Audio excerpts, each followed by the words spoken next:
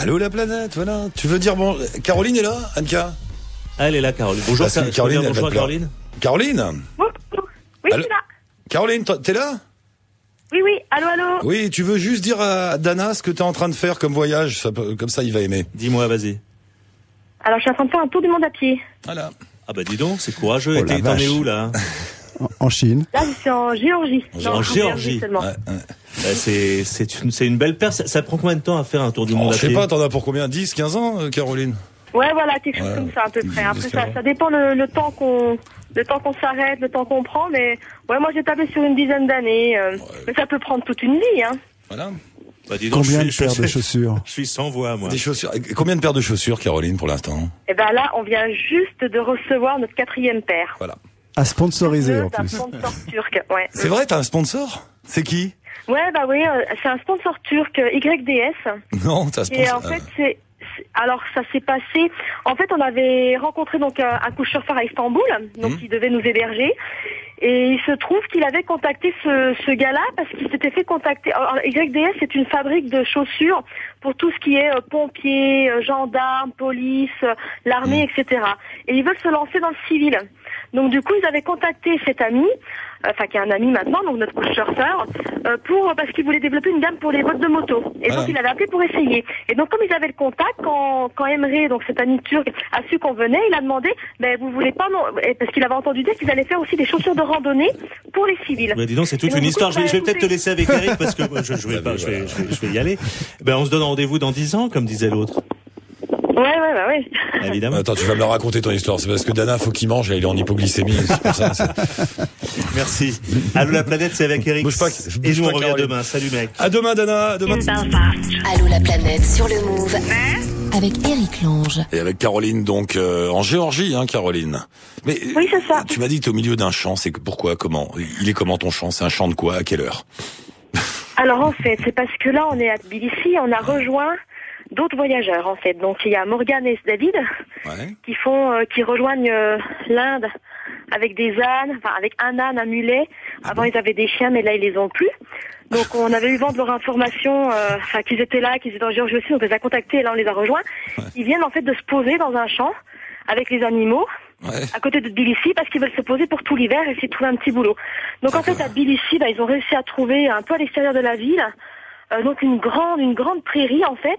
Et donc derrière nous il y a des petites collines, petites, et devant nous on a une vue imprenable sur Tbilissi qui est à vol d'oiseau à peu près 2 kilomètres et cette ville qui s'étend tout en longueur. Donc on a un panorama sur la ville et entre nous et la ville, il y a une immense prairie avec des chevaux dedans. Donc des chevaux et des vaches. Et donc là, eux, c'était nickel pour les animaux. Et donc ils se sont montés un petit abri de fortune et ils vont passer l'hiver ici. Et eux ont été rejoints aussi par Goran, qui lui est un personnage extraordinaire qu'il faudra absolument que vous appeliez un jour, qui lui est un voyageur de très longue date et qui voyage avec une chamelle. Avec une chamelle? 2 chèvres. Oui, une chamelle, 2 chèvres, une poule, un coq, 4 chiens et sa roulotte. Et là, il vient juste d'arriver après une galère phénoménale en Turquie où il a eu des problèmes parce que lui, il voulait retourner en Europe avec ses animaux.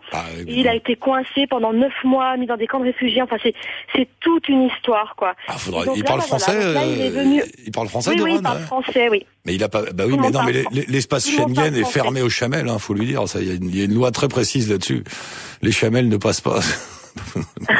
Ah non, mais c'est l'horreur, c'était une incompréhension, ils l'ont gardé sans aucun motif réel et valable, sans aucun texte de loi, etc. Enfin bon, il est assez remonté sur cette histoire. Et donc voilà, donc là ils se sont rejoints parce que donc ils s'étaient rencontrés avec David et Morgane il y a quelques mois de cela dans un autre pays. Et donc là tout le monde s'est rejoint, donc nous on les a rejoints aussi. Et là tout à l'heure on va être rejoints aussi par Florent, qui est aussi un autre voyageur français qui vient d'arriver à Tbilissi et qui va venir nous rejoindre. Vous faites c'est quoi, camp de fortune. Ça devient un squat votre champ là, petit campement sauvage. Ça va devenir par devenir un squat. Il appartient à quelqu'un ce champ? Vous avez prévenu quelqu'un ou il y a un gars qui va arriver demain matin pour bosser dans son champ, il va y avoir des chameaux et des coqs et des... Non, pas du tout. Alors les gens savent qu'on est là, bien évidemment. Donc c'est Morgane et David qui ont géré ça. Donc en fait, il n'y a pas de propriétaire du champ. Par contre, il y a les propriétaires En fait, c'est un champ où il y a une vingtaine de chevaux qui sont en gardiennage ici. Donc les gens, en fait, payent une personne pour s'occuper des chevaux et les laisser là. Mais le champ en lui-même n'appartient à personne. Mais ils ont quand même demandé l'autorisation. Donc à ce monsieur qui gère son petit business avec ses chevaux et donc qui a l'entrepôt, un hangar, des box à chevaux juste derrière nous, l'autorisation bien évidemment de se poser ici, etc. Donc tout le monde autour sait qu'on est ici, quoi. Il y a déjà des gens qui sont venus voir la chamelle parce que ça va à vitesse grand V qu'il y a une chamelle ici, donc ils viennent avec les enfants pour voir la chamelle, etc. Ah, mais vous allez faire un petit cirque itinérant, tous ensemble, là.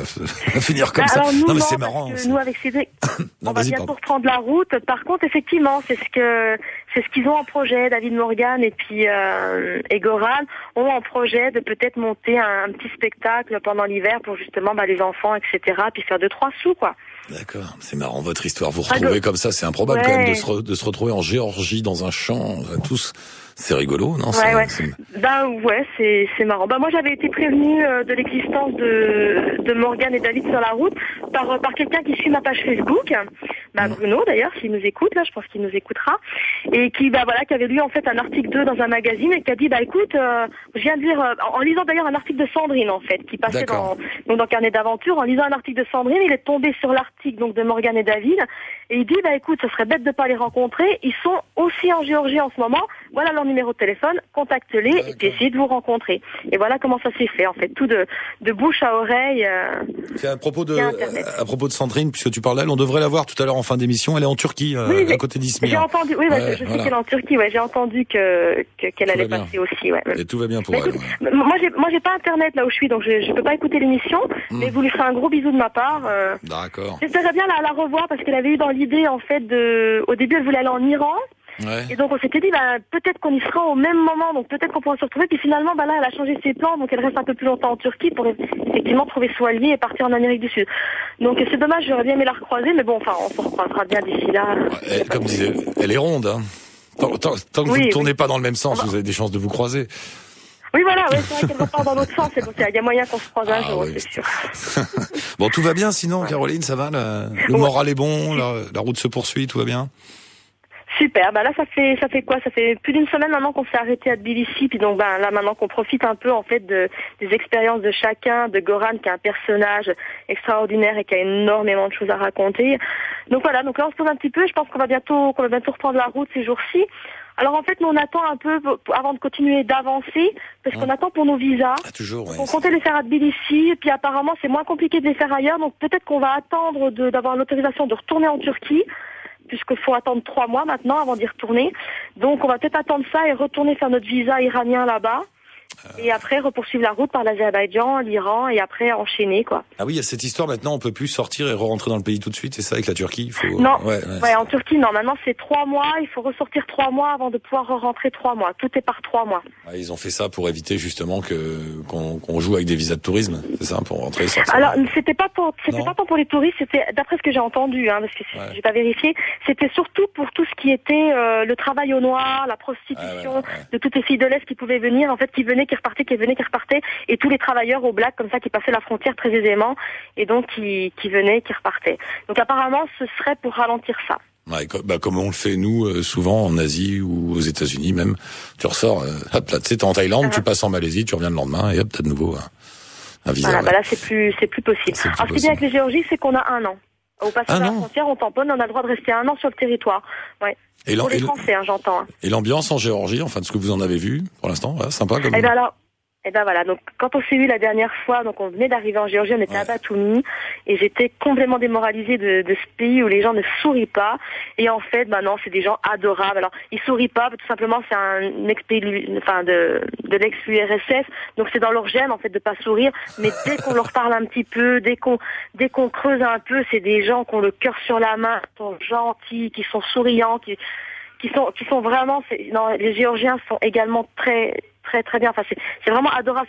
Mais c'est vrai que au premier abord, quand on vient de la Turquie, où tous les gens sont tout le temps souriants, les bras grands ouverts et tout, et qu'on arrive ici où vraiment les gens font une tête, on dirait qu'ils viennent de père, de mère et père. Enfin, ils font vraiment une tête de venez pas me faire chier, quoi. Et en fait, non, c'est vraiment qu'une façade. C'est-à-dire que leur gêne de sourire, quoi. Eux, ils comprennent pas pourquoi on sourit bêtement tout le temps comme ça.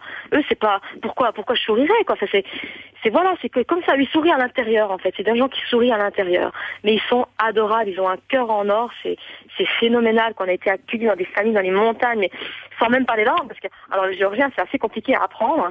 Donc autant le turc on y arrivait un petit peu, là le géorgien on est un peu dépassé. Mais voilà, on baragouine 3 mots, 3 gestes, 4 sourires, ça y est c'est bon quoi. C'est super. Bon, ma chère Caroline, ravi. Alors, comment on fait? Je te repasse Anka, tu peux lui donner les coordonnées de David et Morgane, et puis de l'autre avec son chameau, là? Ouais. Faut absolument que vous contactiez ces petites troupes là. Ils sont intéressants au possible. Ah ouais, faut absolument les suivre. Donc, j'ai parlé un peu déjà avec Goran de l'émission qu'il ne connaissait pas. Hein. Goran est pas tellement de la génération Internet, informatique et tout ça. Donc, il connaît pas tout ça, mais je suis sûre qu'il a plein de choses à raconter. Donc, bon, tu sais je vais lui demander son numéro et je vous envoie, pas de problème. Je te repasse Anka, puis on arrange tout ça. En tout cas, merci beaucoup, Caroline. Bonne route. Tiens-nous au courant, comme d'habitude. Bonne journée à vous tous. On met le lien avec ton site mail déjà sur la page Facebook, bien sûr, si les auditeurs veulent te contacter ou suivre ton voyage. Merci beaucoup, à bientôt. Bonne journée. Bonne journée.